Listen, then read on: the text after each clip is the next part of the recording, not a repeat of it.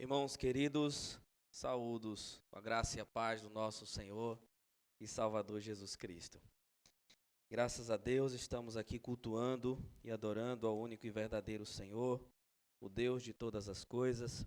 E neste momento nós vamos ouvir um pouco mais da palavra de Deus. Nós estamos numa série de exposições, desta vez no livro de Ruth. Nós sempre temos o costume de alternar entre Novo e Antigo Testamento. A pregação expositiva de todo o livro, de toda a carta, né? A Bíblia ela foi escrita em sequência, então por isso nós a expomos desta maneira. Mas para quem me conhece sabe que quando chega no Antigo Testamento, para mim é algo maravilhoso. Não só a questão do Antigo Testamento em si, porque tenho o prazer de pregar toda a palavra, mas porque eu passei a minha vida toda ouvindo que o Antigo Testamento era uma velha aliança. Mas quando comecei a estudar a Bíblia, né, eu vi que não existe separação. A história da redenção é Antigo e Novo Testamento. É também a minha área de estudos, para quem não sabe. Então eu tenho um carinho especial pelo Antigo Testamento. E quando eu falo assim, vai pregar no Antigo Testamento, para mim é uma alegria que só. Peço também desculpa aos irmãos, eu estou com a voz um pouco ruim, mas irei me esforçar o máximo para conseguir falar bem até o final do sermão, tá bom? Hoje nós vamos meditar em Ruth capítulo 1, dos versos 6 a 22.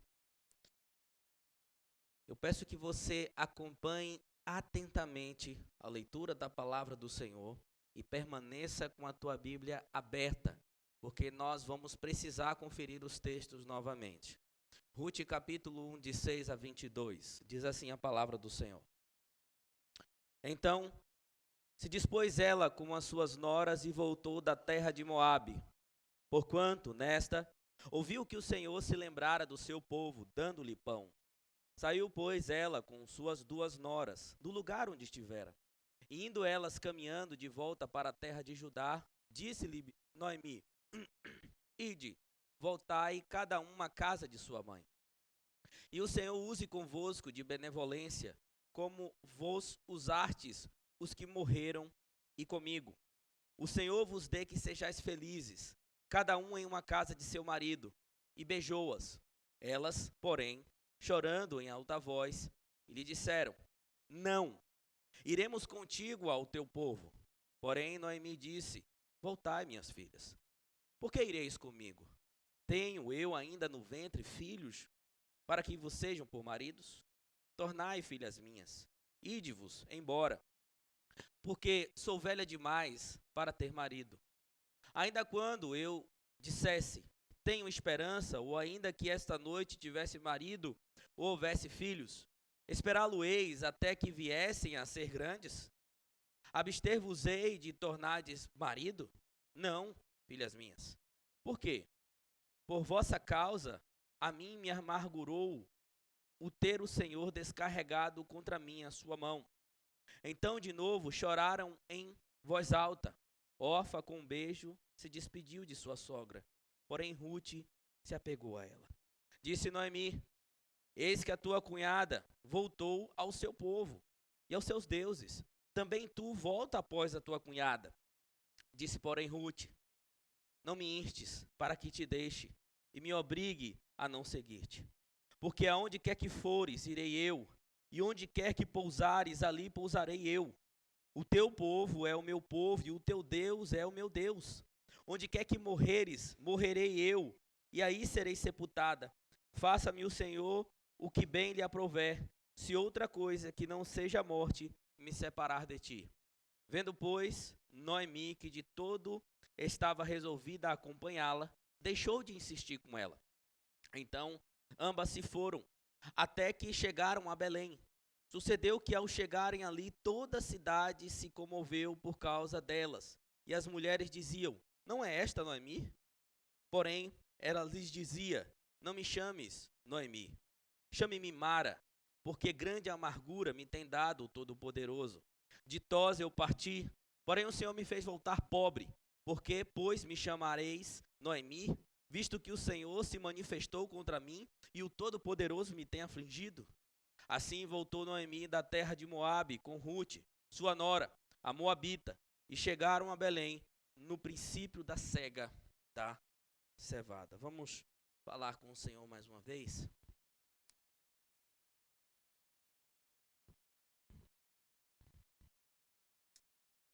Ó Senhor, Tu és soberano e fiel. Tu és um Deus que por graça e misericórdia nos traz de volta para Ti. Nesta noite, Deus, ensina-nos um pouco mais desta verdade, da Sua compaixão para com o Seu povo. Ainda que muitas vezes, Deus, tendamos a querer viver longe de Ti. Mostra-nos como o Senhor é um Deus que traz o Seu povo de volta para Ti, em diversas situações, mas traz.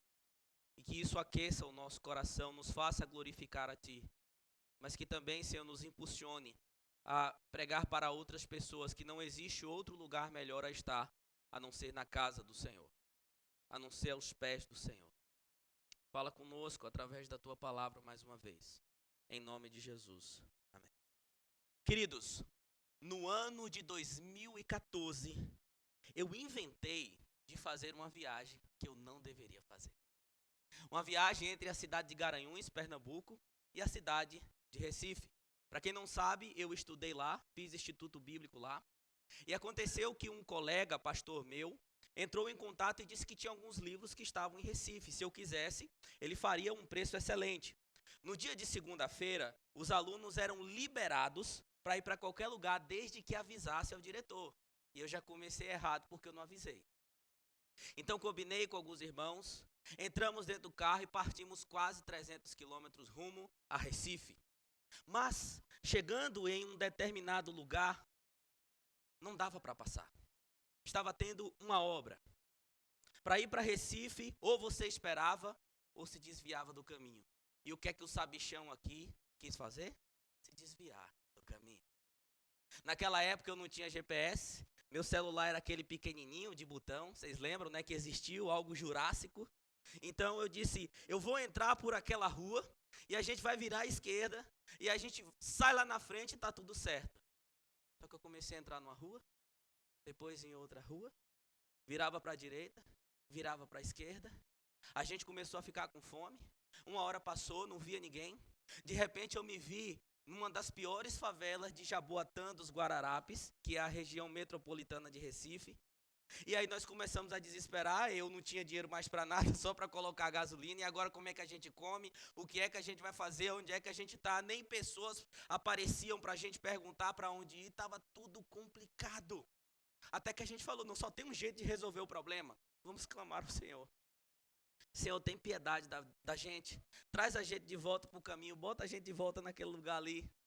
E aí as coisas foram clareando, pessoas foram aparecendo, e de repente o Senhor nos trouxe de volta para o caminho certo. E se nós pararmos para analisar, queridos, com a nossa vida também é assim. Deus, por misericórdia, ainda que o homem, pelos anseios do coração, tente se desviar do caminho, Ele nos traz de volta para que possamos seguir o rumo e o destino certo. E nós vemos também aqui uma história parecida na narrativa de Ruth. Por quê? Porque essa sim é uma história de um amor leal, um amor pactual, um belo amor, de como o Senhor preserva o seu povo. Sim, esta é uma história que fala sobre tudo isso, mas é uma história que começa de maneira trágica, aonde uma família que deveria permanecer aos pés de Deus, confiados no Senhor, tentam seguir o seu próprio caminho. E na semana passada nós vimos que a busca por redenção longe da vontade de Deus apenas revela o egoísmo do nosso coração, assim como revelou o egoísmo do coração de Elimeleque, e também culmina em consequências catastróficas. Todas as vezes que queremos fugir da presença de Deus, da vontade de Deus para seguir o próprio caminho do nosso coração, as consequências são catastróficas. E foi isso que aconteceu. Foi essa narrativa que nós vimos aqui no início do livro de Ruth. Mas o que lemos agora é nada mais, nada menos do que uma expressão da graça do Senhor, da misericórdia do Senhor, trazendo o remanescente que outrora fugiu para perto dele, trazendo o remanescente para o meio do seu povo novamente, de onde Noemi nunca deveria ter saído. E na nossa vida, de maneira geral, também é assim, não é verdade? Muitas vezes nós saímos do caminho do Senhor. O homem, por natureza, já nasce fora do caminho do Senhor. Mas o Senhor, por graça e misericórdia, nos traz novamente para perto dele. E diante dessa verdade que nós acabamos de ler aqui, diante de tudo que nós falamos até o momento, nós então meditaremos no seguinte tema: um Deus que nos faz voltar para Ele. Nós aprenderemos mais sobre um Deus que nos faz voltar para Ele, assim como fez Noemi voltar para a sua presença. E conforme nós vimos também no texto, dos versos 6 a 7, Ele é um Deus que nos traz de volta para Ele com compaixão e providência, com perdão e providência, com misericórdia. Noemi entra em cena como personagem principal da narrativa agora, no verso 6. Ela e suas noras, 3 viúvas, agora pobres e desamparadas. As 3 mulheres se levantam e se dispõem a voltar de Moabe, ou sair de Moabe. Como Orfa e Ruth são moabitas, estritamente falando, apenas Noemi está voltando para casa. Mas aqui o narrador está, obviamente, vendo esses eventos pelos olhos da mulher israelita. Ela em quem está deixando Moabe e voltando para casa, voltando para ajudar. Mas isso aconteceu porque algo especial também aconteceu. Elas ouviram falar que o Senhor se lembrara do seu povo, dando-lhe pão. E aqui, queridos, nós já conseguimos enxergar a misericórdia e graça do Senhor para com essas pessoas pecadoras que Ele queria resgatar, que Ele queria redimir. Elas ouviram falar das boas novas. Havia pão novamente na casa do pão. E se nós pararmos para observarmos, quando o Senhor quer chamar pecadores, o que Ele faz é que essas pessoas ouçam as boas novas. Ouçam que é possível voltar para Ele, receber perdão, receber alimento, receber misericórdia. A fé vem pelo ouvir e ouvir a palavra de Deus. E foi isso que aconteceu com você que está aqui nessa noite. O Senhor te fez ouvir das maravilhas dEle. O Senhor te fez ouvir da compaixão dEle. Os meios foram diferentes. Alguns aqui ouviram em momentos tranquilos, outros ouviram em momentos de aflição, mas todos viemos porque ouvimos sobre as misericórdias e a graça de Deus. Elas ouviram que Ele se lembrou ou visitou o seu povo. Quando diz aqui que Ele se lembrou e visitou o seu povo, o verbo aqui é o mesmo utilizado em Êxodo 3,16, onde é dito que o Senhor tinha visitado o seu povo, que sofria no Egito, e decidiu tirá-los de lá para uma terra prometida. A ideia de visitar o seu povo, o povo da aliança, em meio à aflição e redimi-los. Era sim um povo complicado, mas era o povo de Deus. É um povo amado incondicionalmente. E assim somos nós também. O Senhor nos traz, mesmo que não tenhamos nada a oferecer. O povo de Deus aqui às vezes continua complicado, continua falhando, errando, mas por misericórdia o Senhor nos ama e trabalha para que a cada dia mais possamos nos parecer com Ele. E mesmo que muitas vezes o povo de Israel fosse infiel, Deus permanecia fiel ao seu pacto, à sua promessa, à sua aliança. E a fome em Israel, relatada dos versos 1 a 5, foi consequência da infidelidade no tempo dos juízes. Ficou claro para nós. Noemi, junto com a sua família, foram infiéis ao Senhor quando buscava auxílio e sustento na casa do inimigo. Porém, o Senhor estava desfazendo o mal que o seu povo fez e restaurando a sorte dele. Como? Dando-lhes pão. Nos versos anteriores, vimos uma grande ironia. É dito que faltou o pão na casa do pão. A palavra Belém é uma junção de 2 palavras, Beit, casa, e Lehem, que é pão. Então a cidade significa casa do pão, Belém. Mas a padaria que antes estava vazia, agora está sendo abastecida novamente.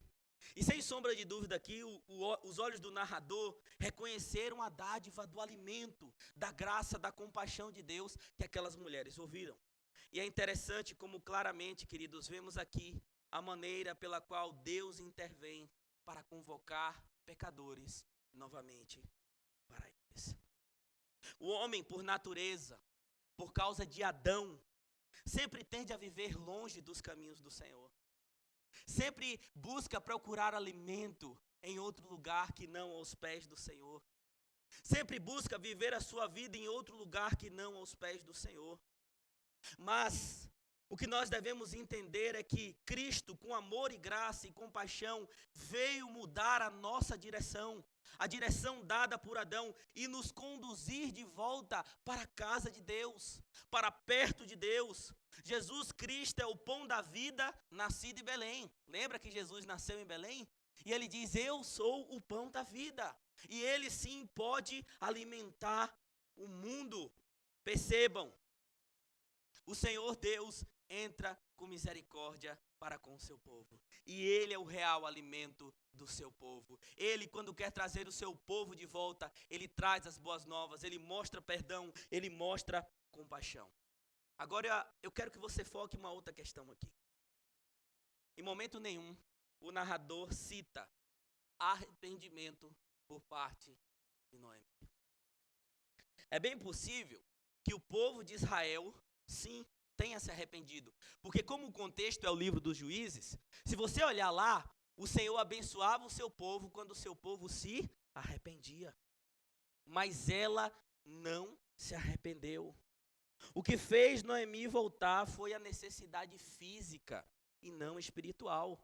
Lembre-se que vocês aprenderam também na semana passada que não foi só buscar oportunidade em outro lugar, foi sair de lugar onde Deus habitava, onde o povo de Deus habitava. Noemi foi buscar as suas necessidades em outro lugar e ela não se arrependeu disso. Mas o que moveu ela a voltar foi o pão e não o Senhor. Para Noemi, o Senhor era apenas um padeiro na casa do pão. Por isso, que quando parece muitas vezes também que o pão está faltando na nossa vida, tendemos a procurá-lo em outra padaria. Tendemos a buscar alimento na nossa vontade, em outros lugares, nos nossos prazeres. Quando parece que Deus não é suficiente, sempre tentamos nos alimentar em outro lugar, de outra forma. Ou muitas vezes nós pensamos que Deus, ele é um agenciador de bens. É um padeiro que está ali disposto a te dar pão do jeito que você quer, na hora que você quer. Deus, eu quero, me dar. Deus, eu preciso, me dar. E se o Senhor não dá, eu tenho que procurar outra forma, eu tenho que procurar outro jeito. E como muitos não estão vivendo assim hoje em dia, muitos estão procurando Deus apenas pelo que Ele pode dar e não pelo que Ele é. Apenas como Deus pode alimentá-los. A maioria das igrejas atrai hoje dizendo: venha que Deus vai te dar em troca. Semeie que Deus vai te dar em troca. Ele é obrigado a te dar em troca. E por que você está aqui nesta noite? Você está aqui porque o Senhor Deus é suficiente para você? Ou porque você quer algo dele? Você precisa que ele te dê algo. Lembre-se, não pense mais no seu bem-estar do que na glória de Deus. Ele tem compaixão, ele tem misericórdia, mas precisamos ver o que há de fato no nosso coração. Mas esse texto rico e maravilhoso também nos mostra que um Deus que nos traz de volta para ele é um Deus que transforma as prioridades do nosso coração, os anseios, os desejos do nosso coração. Em algum momento no caminho, Noemi finalmente quebra o silêncio, dando início ao seu primeiro discurso, transmitindo o senso de urgência para suas noras. Ela diz: vá, volte. Elas provavelmente já estavam a caminho de Judá. Voltem, órfã, volte, Ruth. Mas ela é ainda mais específica. Ela diz o seguinte: voltem para a casa das mães de vocês.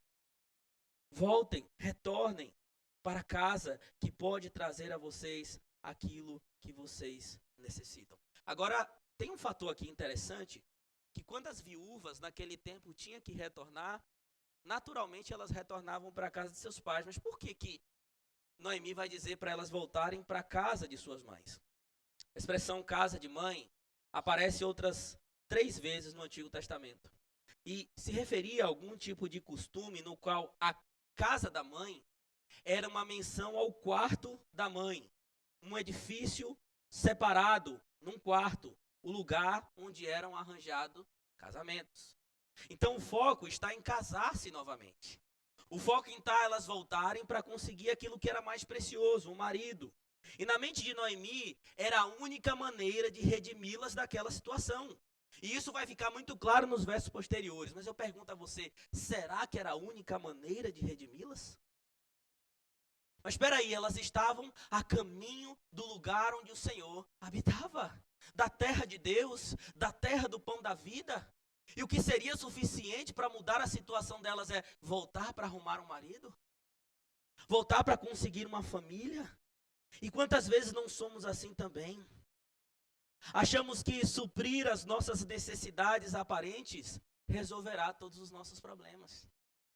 Não, eu preciso resolver o que eu acho que é melhor para a minha vida. Eu preciso resolver o que eu acho que é suficiente para a minha vida. Quando na verdade os olhos devem estar em Deus. Estar nos pés dele é que irá resolver o nosso problema. Mas Noemi segue falando. E disse, o Senhor use convosco de benevolência, como vos usastes os que morreram e comigo. O Senhor vos dê que sejais felizes, cada um na casa de seu marido. A palavra benevolência aqui no hebraico é chesed. Apresenta uma ideia de misericórdia, amor leal, amor pactual de Deus. O que Noemi fez aqui foi libertar aquelas mulheres de qualquer responsabilidade futura. Ela não poderia dar o que aquelas mulheres precisavam. E somente Deus poderia fazer isso. Aquelas jovens viúvas demonstraram amor por sua sogra. Estavam seguindo ela espontaneamente. Mas Noemi não tinha com que retribuir. Provavelmente, à vista dela, o destino era trágico. Mas só o Senhor poderia dar aquela dádiva da segurança, de outro marido, de um lugar fixo, de uma libertação das ansiedades e dos medos, da incerteza e da dor. Mas será mesmo, dona Noemi? Será que essa seria a resolução para o problema daquelas mulheres? Noemi não enxergou que o que elas mais precisavam não era de um marido, não. Era do Senhor. E o Senhor as receberia, sabe por quê? Porque texto como Números 10, 29, diz que o Senhor sempre aceitou gentios no seu meio. As portas do aprisco estavam abertas. Quantos gentios surgiram naquela época? Lembre-se de Raabe, a prostituta. E quantos outros surgiram? As portas do aprisco estavam abertas. Mas ela diz, não, o que vai resolver é um marido. Que o Senhor abençoe vocês para isso. E quantas vezes Noemi também revela um pouco do que é em nós.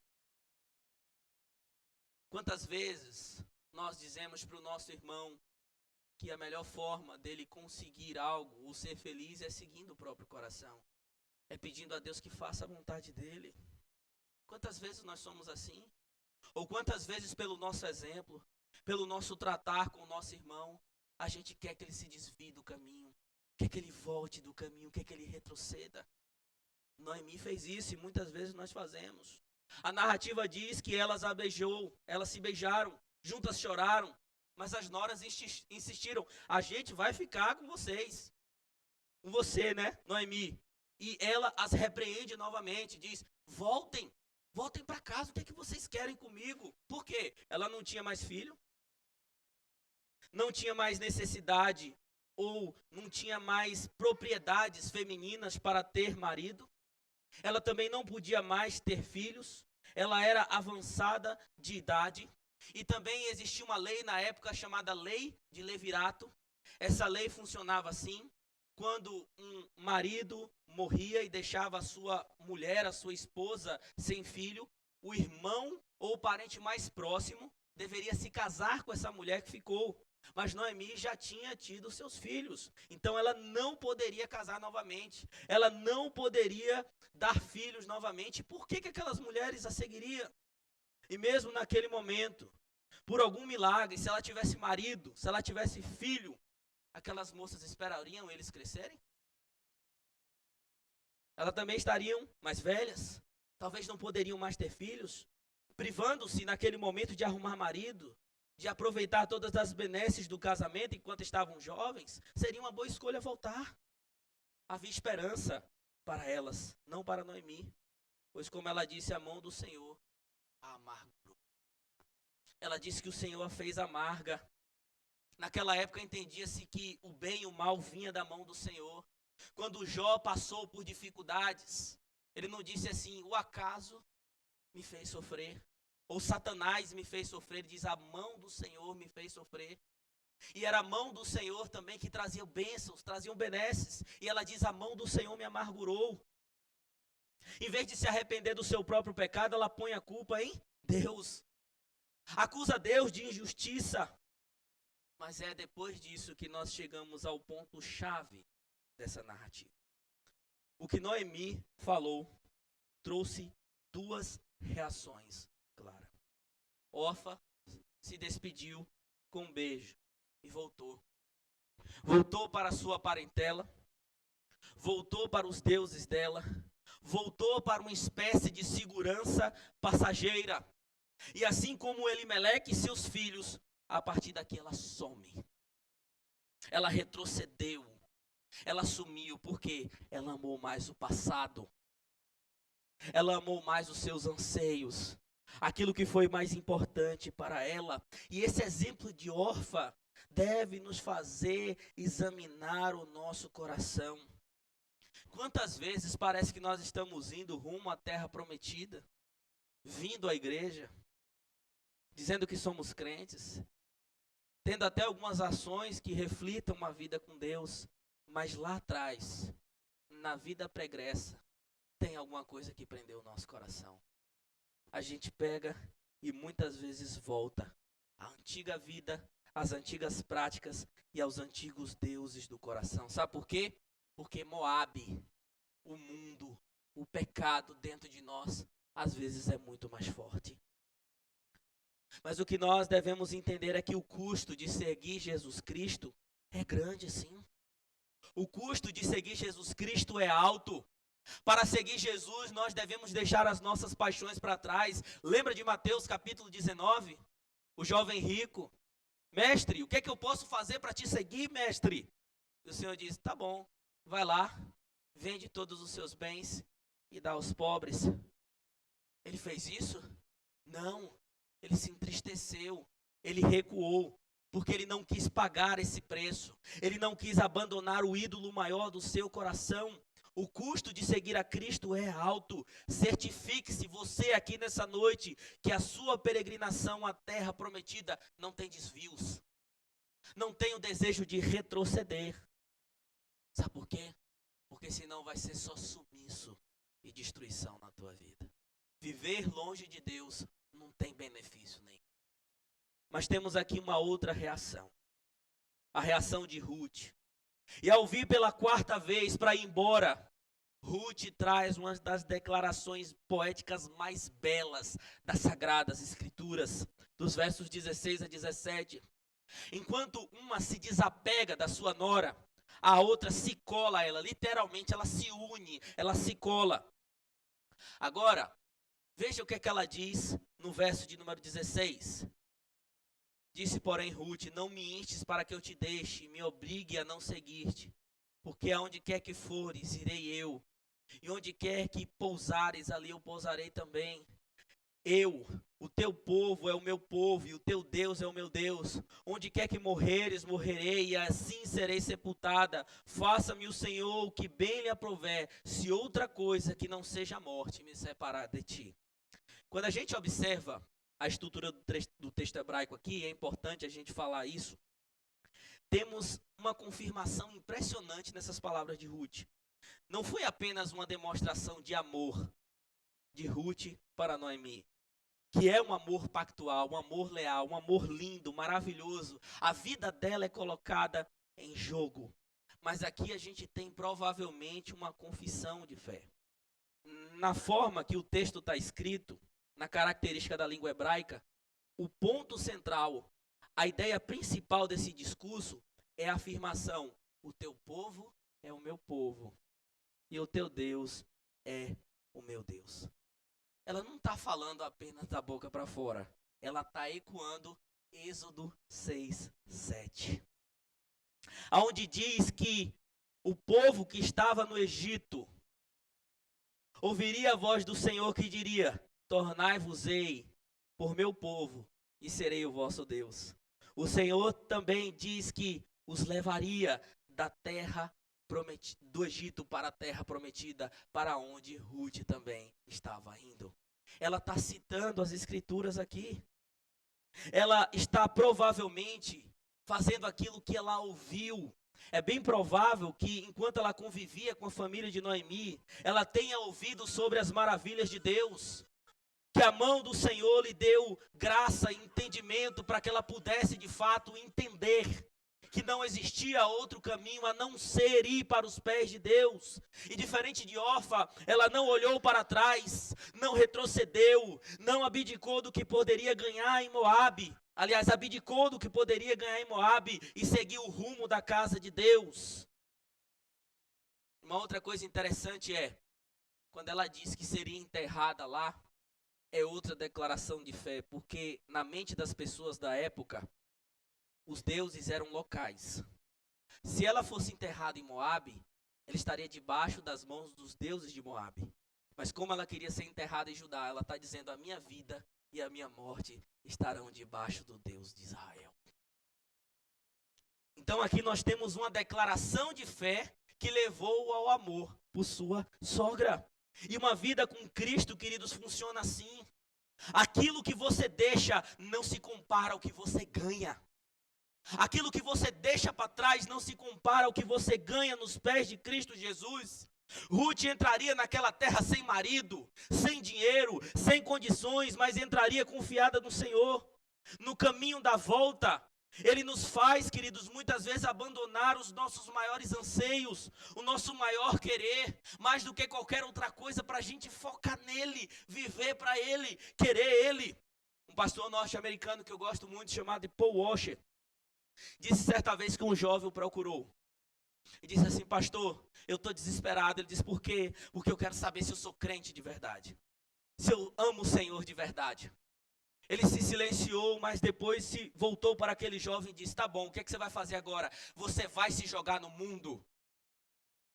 Pegue agora, vá para uma boate, vá encher a cara, vá usar droga, vá se prostituir, vai fazer tudo que você quiser, tudo que a sua carne quiser. Ele disse: mas pastor, como é que você me dá um conselho desse? Ele diz: vai, eu estou dizendo para você ir, eu assumo a responsabilidade. O jovem começou a chorar e disse: eu não vou fazer isso. Ele perguntou: por quê? Porque eu não consigo. A ideia de voltar, de retroceder, não toma mais o meu ser. Eu quero seguir em frente. Ele diz: então você é crente. E sabe o que é que está escrito lá? Em Jeremias 31, 33.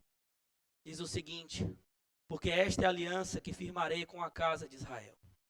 Depois daqueles dias, diz o Senhor, na mente lhes imprimirei as minhas leis. Também no coração lhes escreverei. Eu serei o seu Deus e eles serão o meu povo.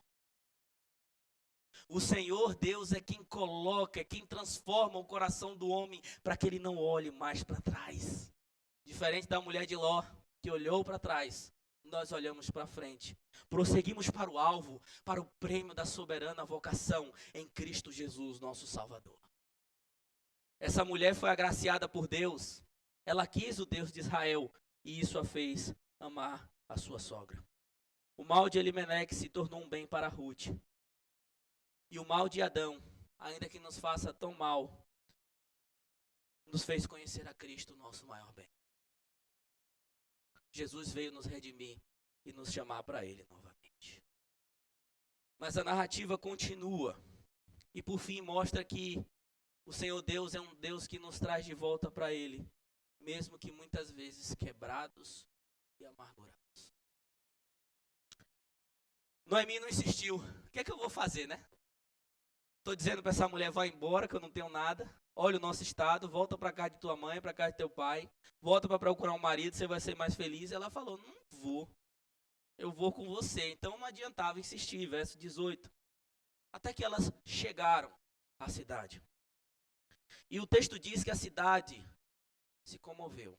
Pense aquelas mulheres partindo de Moabe para Judá, para Belém, provavelmente 100 quilômetros.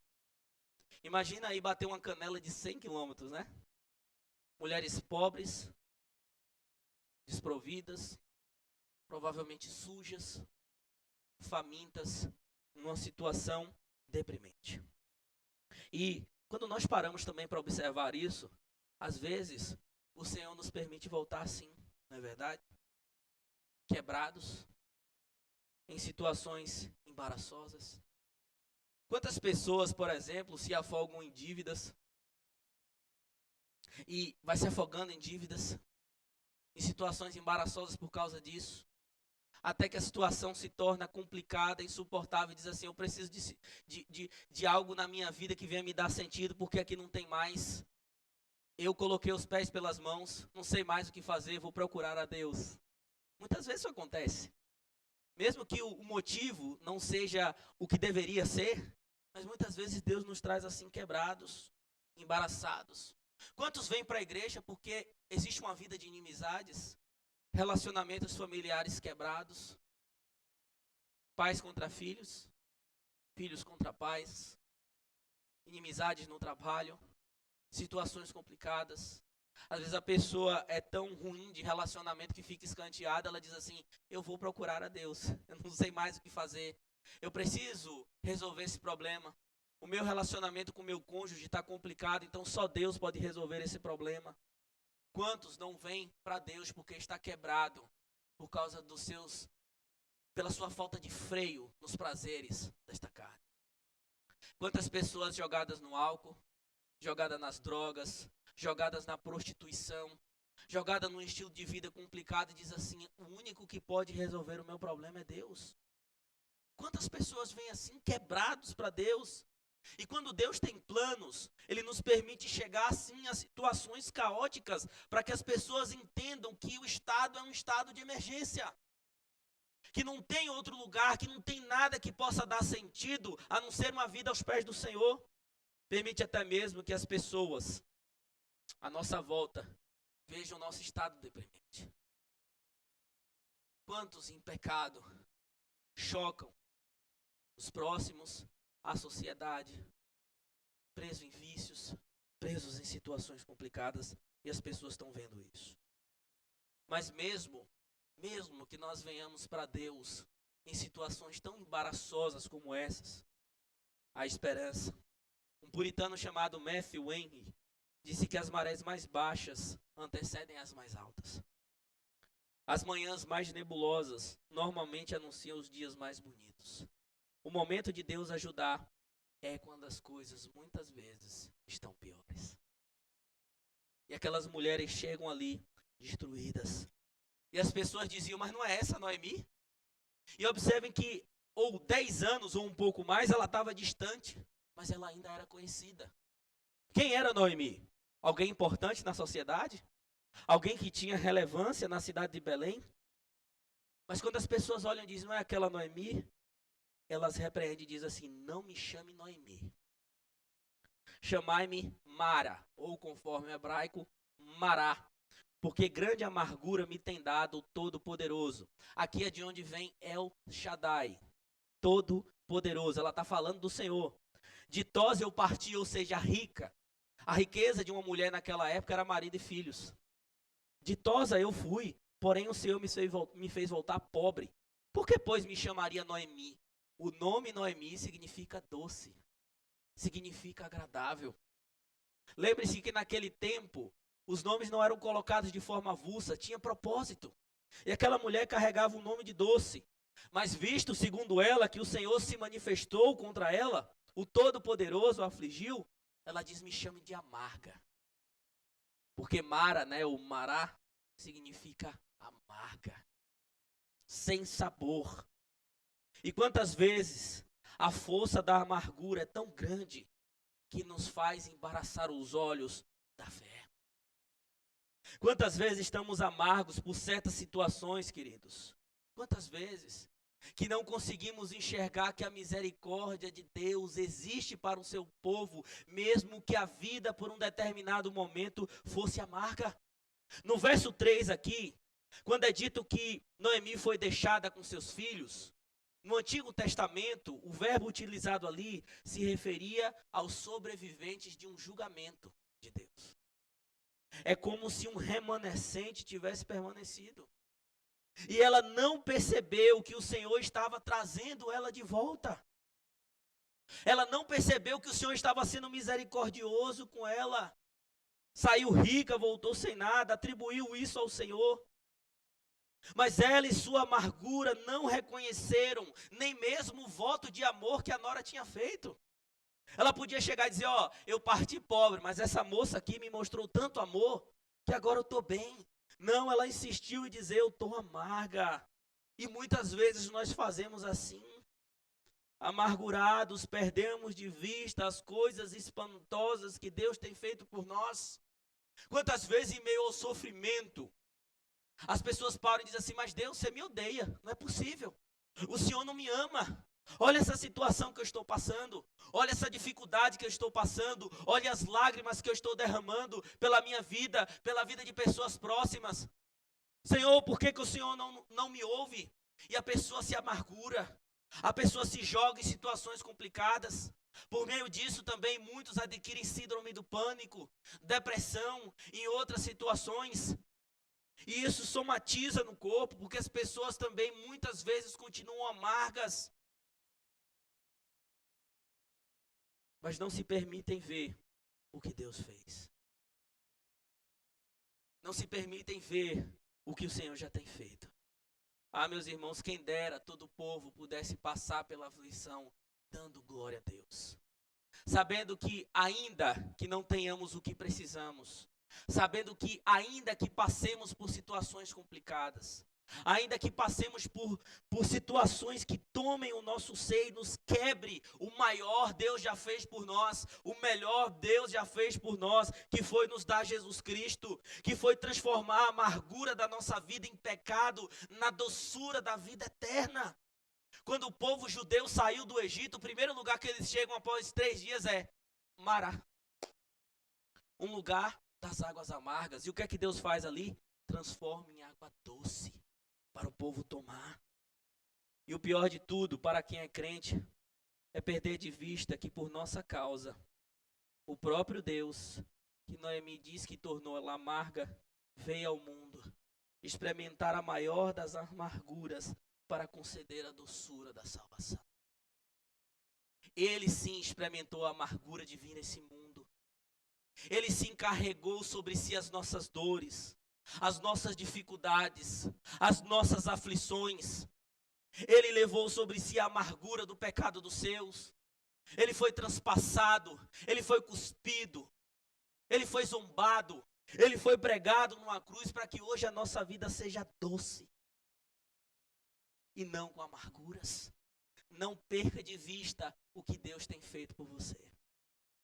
Ainda que muitas vezes você esteja quebrado, não perca de vista isso. O verso 22 traz uma notícia maravilhosa.